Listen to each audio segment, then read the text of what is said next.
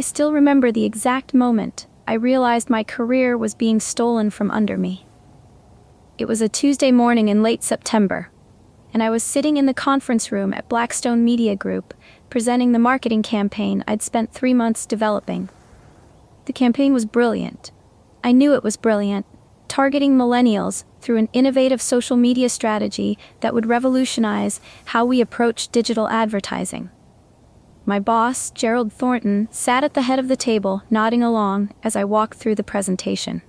Beside him sat Victoria Kane, the newest addition to our team.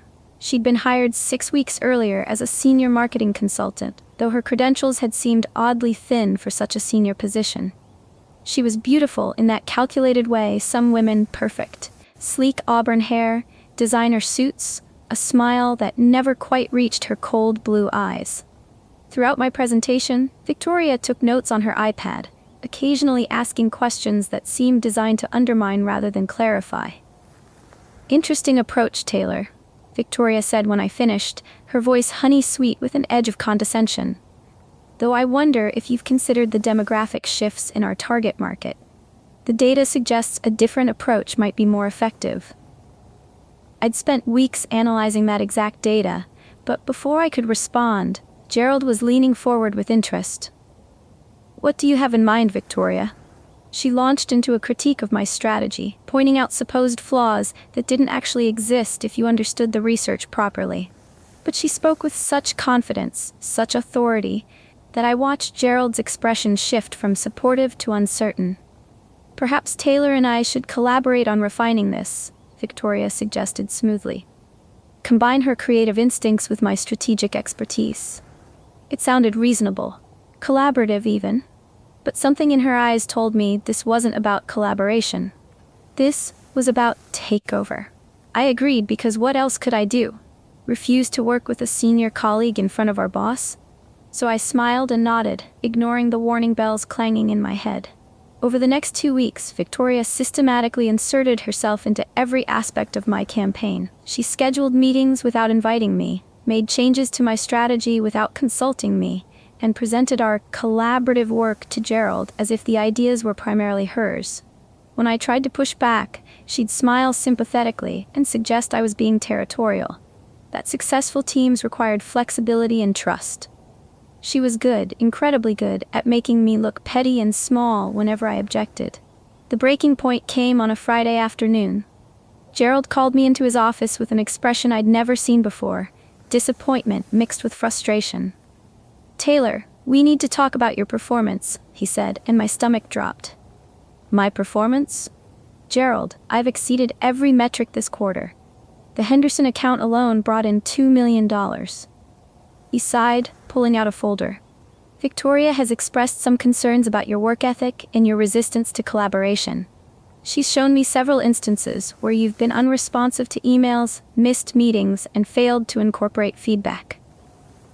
I stared at the documents he slid across the desk, screenshots of emails I'd never received, meeting invites that had never appeared on my calendar, feedback I'd never been given. It was all fabricated, carefully constructed to paint me as incompetent and difficult. "Gerald, these emails never reached me. I never got these meeting invites. I stopped myself before saying the word sabotage because I knew how paranoid it would sound. Victoria had been methodical, I realized with growing horror. She'd probably been setting this up since she arrived, creating a paper trail that made me look bad while positioning herself as the reasonable professional trying to work with a difficult colleague. "I'm not firing you," Gerald said, his tone making it clear this was a generous concession. "But I'm reassigning the campaign to Victoria as lead. You'll be supporting her, rather than the other way around. Consider it an opportunity to learn from someone with more strategic experience." "More strategic experience?" I had a master's degree from Northwestern and 6 years at Blackstone.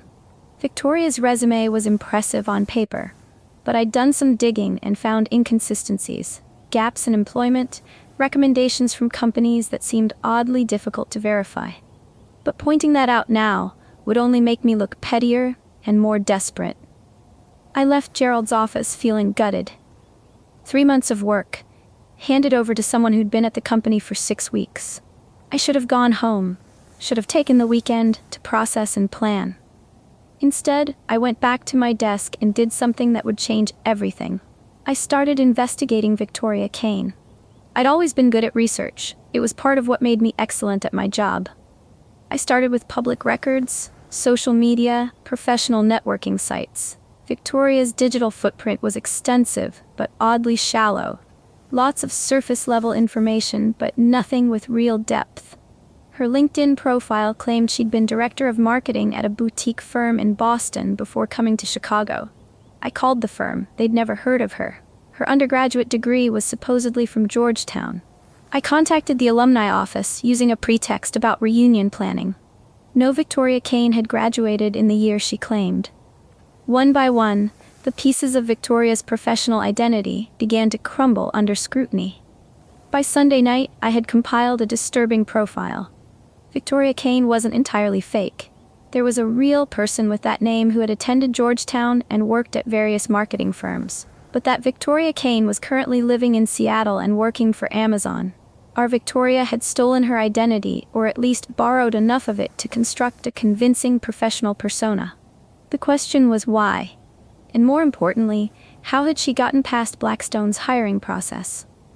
I spent Monday digging deeper, calling in favors from contacts at other companies, searching public records and business databases. What I found made my blood run cold.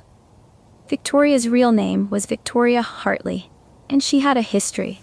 Not a criminal history exactly, but a pattern. Over the past 8 years, she'd worked at 5 different companies, always in marketing or communications, always getting hired at a senior level, despite questionable credentials. At each company, she'd stay for 6 to 18 months, systematically taking credit for other people's work, undermining colleagues, and eventually either being quietly let go or leaving just before someone exposed her fraud. She was a professional con artist, I realized. But instead of stealing money, she stole careers, opportunities, reputations. She'd done this before, and she was doing it to me now. The smart thing would have been to take this evidence straight to Gerald, to Human Resources, to expose her immediately. But I was angry. Furiously, coldly angry. And I wanted something more than just getting her fired.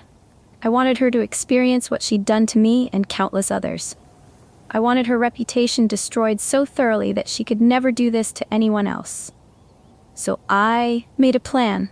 It would take time, patience, and perfect execution. But I'd spent 6 years building marketing campaigns designed to influence perception and behavior. Destroying someone's reputation was just marketing in reverse. Over the next 2 weeks, I played the role of supportive colleague perfectly. I attended Victoria's meetings, implemented her changes to my campaign, smiled and nodded through her condescending feedback. I watched her grow confident, complacent, certain she'd won. Meanwhile, I was building my case. I created a comprehensive dossier documenting every lie Victoria had told, every credential she'd fabricated, every person she'd deceived. I reached out to people she'd worked with at previous companies, gathering testimonials from victims of her pattern of professional theft. I compiled dozens of examples of her stealing work from colleagues, presenting others' ideas as her own, manipulating situations to advance her career at others' expense. But I didn't just want to expose her dishonesty. I wanted to dismantle her professionally in a way that was public, humiliating, and permanent. The opportunity came sooner than I expected. Gerald announced that Victoria would be presenting her campaign, my campaign, to the board of directors in 3 weeks. It was a huge opportunity, the kind that could define a career at Blackstone. If the board loved it, Victoria would likely be promoted to director of marketing, a position I'd been working toward for years. The presentation would be attended by not just our board, but also several major clients and industry journalists covering Blackstone's innovative marketing approaches. It was perfect. I volunteered to help Victoria prepare for the presentation, offering to handle the technical aspects, create backup materials, coordinate logistics. She accepted my help with barely concealed contempt, treating me like an assistant rather than a colleague. "Just make sure the slides are perfect," she said dismissively. "I'll handle the actual strategic presentation. You focus on the details." I focused on the details all right. I prepared 2 versions of the presentation. The first was the version Victoria would see during our rehearsals. Polished, professional, exactly what she expected. The second version was what would actually appear on the screen during the board presentation. For the next 2 weeks, I worked 18-hour days. During office hours, I was the perfect supportive colleague, helping Victoria refine her talking points, running through practice presentations, offering encouraging feedback. After hours, I was something else entirely. A woman building an instrument of professional destruction with the precision of a master craftsman. I created a presentation that would start normally, but gradually shift to reveal Victoria's entire history of fraud and deception. Screenshots of her fabricated credentials, testimony from people she'd deceived at previous companies, side-by-side comparisons showing how she'd stolen work and passed it off as her own. Documentation of every lie she'd told to get hired at Blackstone. And the grand finale, evidence showing how the marketing campaign she was presenting was entirely my work, stolen through manipulation and fabricated claims of collaboration. I embedded everything into the presentation file in a way that looked like normal slides until triggered by a specific sequence of clicks that Victoria wouldn't know about. During the actual presentation, when she advanced past slide 15, the real content would begin appearing. I also created a comprehensive website documenting Victoria's entire history of professional fraud, registered under the domain name victoriacaneexposed.com, victoriacaneexposed.com. The site would go live automatically at the exact moment the presentation was scheduled to begin.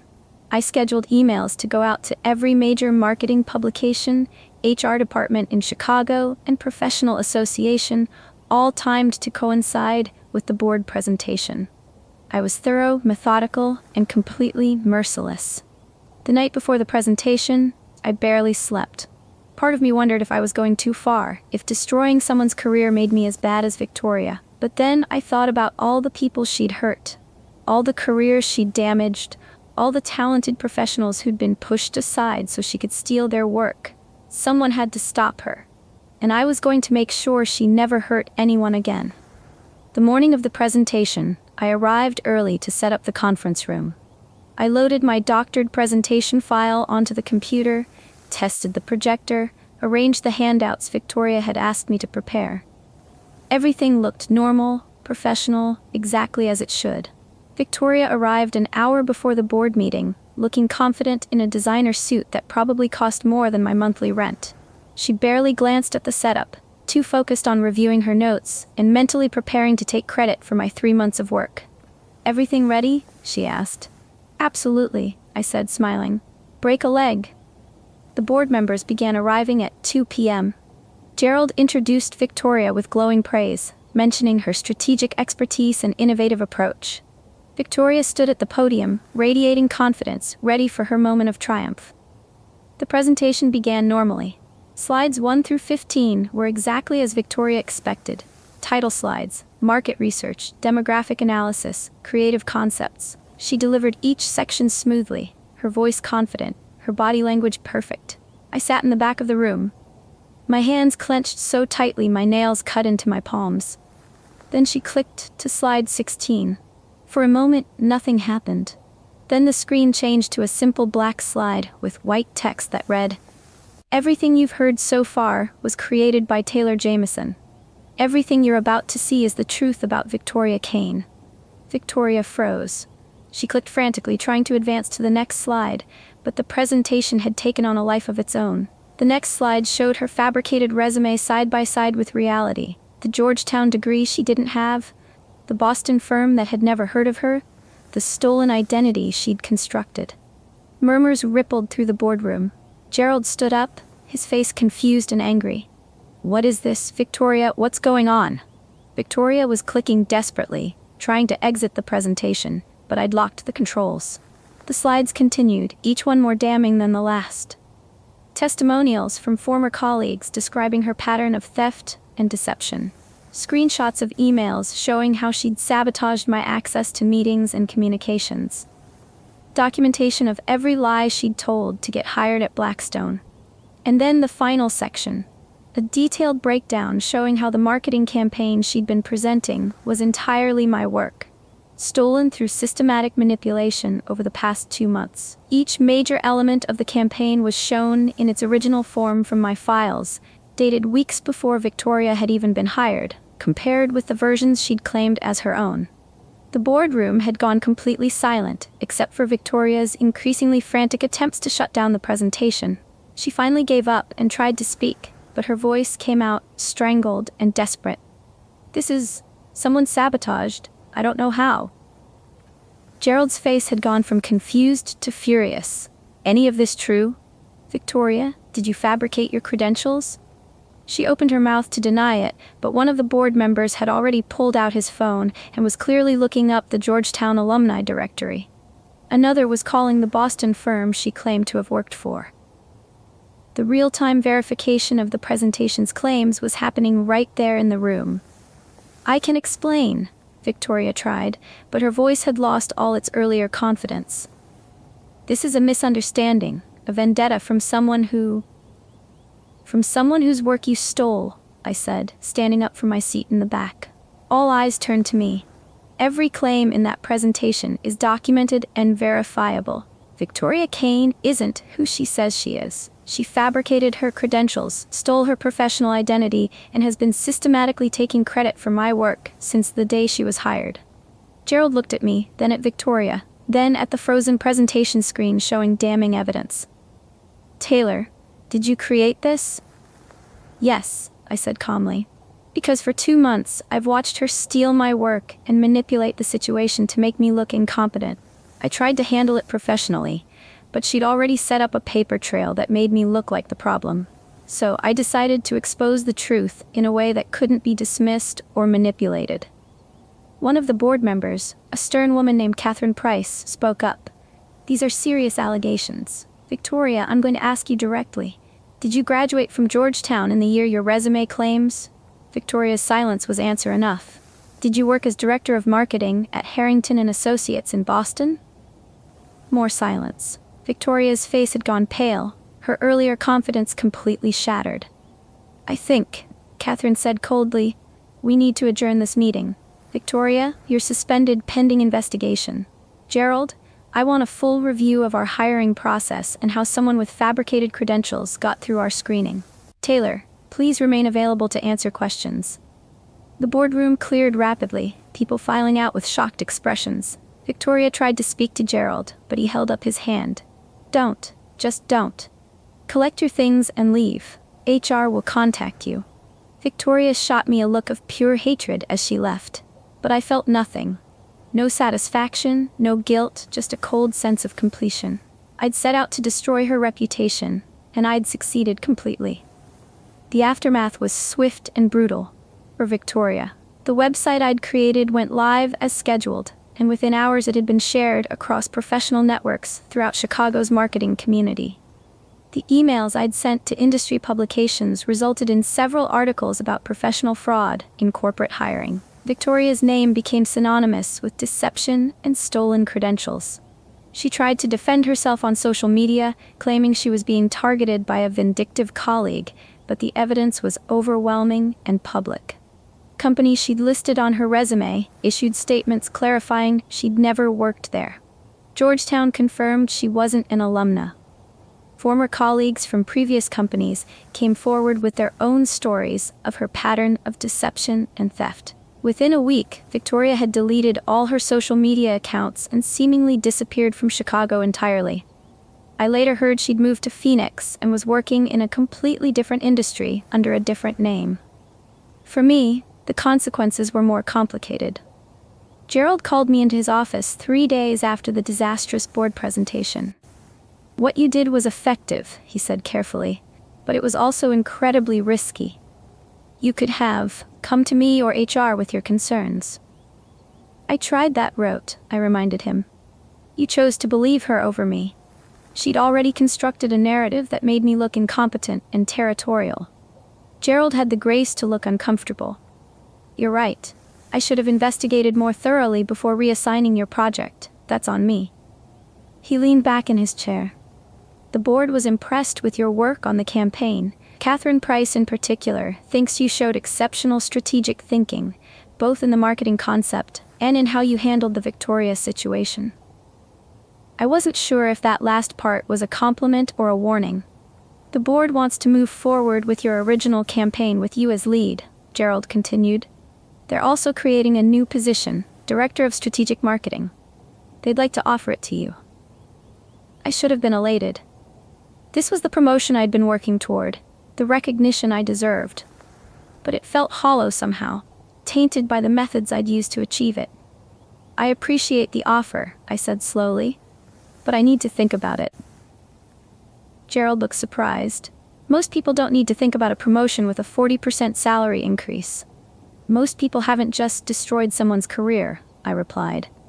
Even if that person deserved it, I need some time to process what I did and whether I want to continue working in an environment where that was necessary. I took a week of vacation, my first real time off in 2 years. I spent it thinking about Victoria, about what I'd done, about the person I'd become in pursuit of justice or revenge or whatever I wanted to call it. I thought about all the people Victoria had hurt at previous companies, all the careers she'd damaged. Someone had to stop her, and I'd accomplished that. But the methods I'd used, the public humiliation, the systematic destruction of her reputation, had they been necessary? Or had I gone too far, let my anger turn me into something I didn't want to be? On the 5th day of my vacation, I got an unexpected email from a woman named Alexis Porter. I saw what you did to Victoria Kane, the email read. I was one of her victims at a previous company. She stole a project I'd spent a year developing and got promoted based on my work. When I tried to expose her, she manipulated the situation so convincingly that I ended up getting fired. Thank you for stopping her. You probably saved dozens of people from what she did to me and to you. That email was followed by others, 7 people in total, reaching out to thank me for exposing Victoria. They shared their stories of professional betrayal, stolen work, ruined reputations. Reading their experiences made me realize something important. What I'd done to Victoria wasn't just about revenge, it was about accountability. People like her operated in shadows, moving from company to company, leaving damaged careers in their wake because no one had ever exposed her pattern publicly enough to stop it. By destroying her reputation so thoroughly and publicly, I'd ensured she couldn't do it again. I'd also created a warning for other companies. A very visible example of what happens when you hire people without properly verifying credentials. I returned to work Monday morning and accepted the promotion. Catherine Price personally welcomed me to the expanded leadership team during a company-wide meeting. Taylor has demonstrated not only exceptional marketing skills, but also the strategic thinking and courage we value at Blackstone, she announced. She represents the kind of leadership this company needs. The marketing campaign I developed launched 6 weeks later and exceeded every projection. Client engagement increased by 200%, revenue from digital channels grew by 150%, and we won 3 industry awards for innovation. My team expanded from 3 people to 12. I hired carefully, personally checking every credential, calling references myself, making sure I knew exactly who I was bringing into the organization. The Victoria situation had taught me that trust without verification was naive at best, dangerous at worst. But I also made sure to create an environment where people felt safe speaking up about concerns, where collaboration meant genuine partnership rather than exploitation, where credit was given where it was due. I never wanted someone on my team to feel the way I'd felt during those 2 months with Victoria. Powerless, manipulated, watching their work being stolen. 3 months after my promotion, Gerald called me into his office again. This time, his expression was troubled rather than angry. I need to tell you something, he said. We've discovered that Victoria's hiring wasn't just a failure of our HR process. Someone inside the company helped her fabricate references and bypass our normal verification procedures. My stomach clenched. Who? Philip Winters. Philip was a senior vice president who'd always made me uncomfortable. Too smooth, too friendly, with a habit of taking credit for departmental successes while blaming failures on others. Philip had been bringing in outside consultants for years, Gerald continued. We thought he had a good network. Turns out he was running a scheme where he'd bring in people with fabricated credentials. They'd steal work from legitimate employees and he'd get kickbacks when they were promoted. Victoria was just the latest. I felt sick. This wasn't just about one con artist. It was a systematic corruption that had been going on for years, damaging countless careers. "What's being done about it?" I asked. "Philip has been terminated, and we're conducting a full review of everyone he brought into the company. The board is also implementing new verification procedures and creating an anonymous reporting system for employees who suspect fraud or manipulation." Gerald looked at me seriously.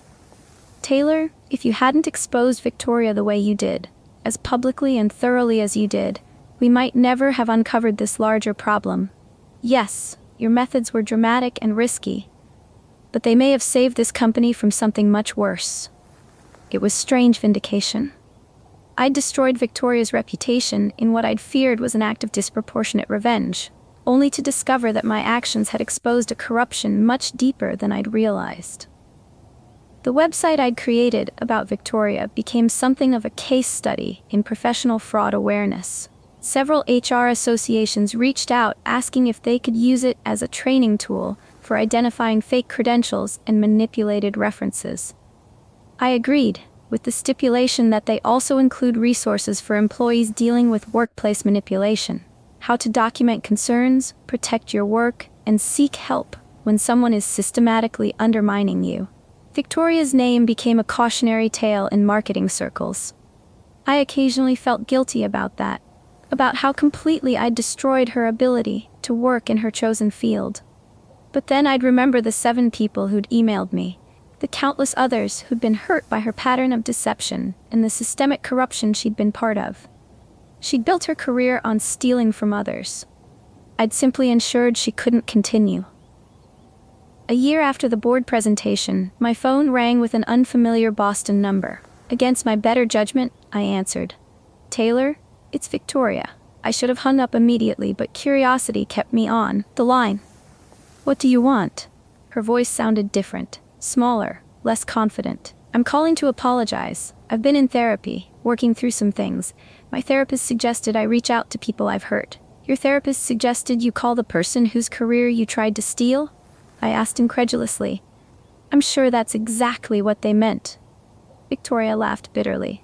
"Fair point. Look, I don't expect forgiveness. What I did to you and others was inexcusable. I built my entire professional identity on lies and theft." She paused, and I heard genuine emotion in her voice for the first time. "But I want you to know that what you did, exposing me so completely, it actually helped. I couldn't keep running, couldn't start over somewhere else with another fake identity. I had to finally confront what I'd become and why." I didn't know what to say. I'd expected her to be calling with threats or demands, not genuine contrition. "I'm working as a receptionist now," she continued. "Using my real name, no lies about credentials I don't have.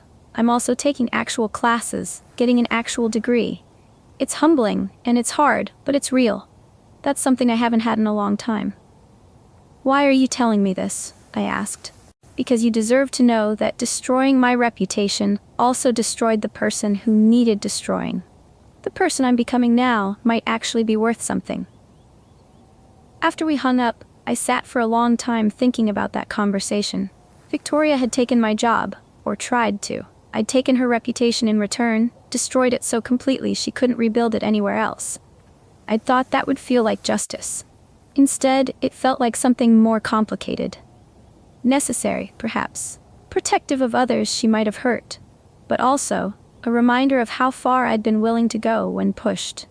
2 years after the incident, I was promoted again, this time to Vice President of Marketing. I'd built a reputation for strategic brilliance, ethical leadership, and fierce protection of my team members. People knew I verified credentials personally, that I documented everything, that I wouldn't tolerate manipulation or theft. I'd become known as someone you didn't cross, but also someone who would fight for you if you were genuine and hardworking. The Victoria Kane situation taught me something valuable about power and reputation.